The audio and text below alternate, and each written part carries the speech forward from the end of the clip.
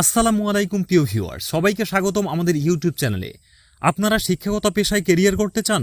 তাহলে ১৯তম শিক্ষক নিবন্ধন সার্কুলার ২০২৫ আপনার জন্য অপেক্ষা করছে।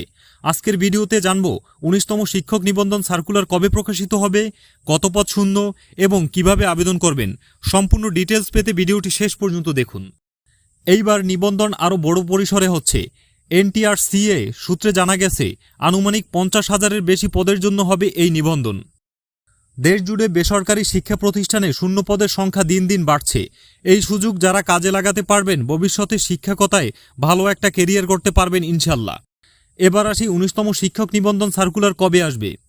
বিশ্বস্ত সূত্র ও এনটিআরসিএ সংশ্লিষ্ট কর্মকর্তাদের মতে সার্কুলারটি প্রকাশিত হতে পারে জুলাই মাসের শেষের দিকে।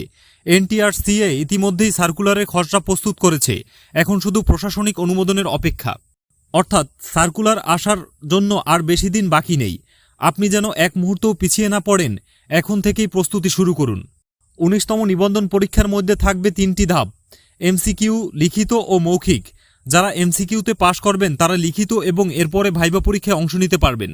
এমসিকিউ পরীক্ষার প্রশ্ন থাকবে বাংলা, ইংরেজি, গণিত, সাধারণ জ্ঞান ও শিক্ষা থেকে।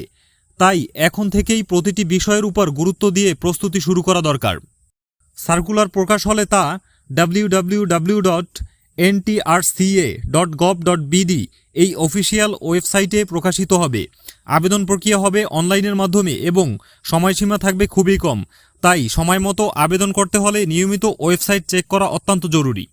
তো বন্ধুরা, ১৯তম শিক্ষক নিবন্ধন সার্কুলার এখন সময়ের অপেক্ষা মাত্র।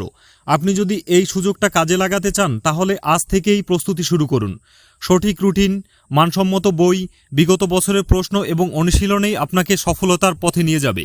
ভিডিওটি যদি ভালো লেগে থাকে তাহলে অবশ্যই একটি লাইক দিন, আপনার বন্ধুদের সঙ্গে শেয়ার করুন এবং এমন নিয়মিত আপডেট পেতে চ্যানেলটি সাবস্ক্রাইব করে বেল আইকনটি ক্লিক করতে ভুলবেন না।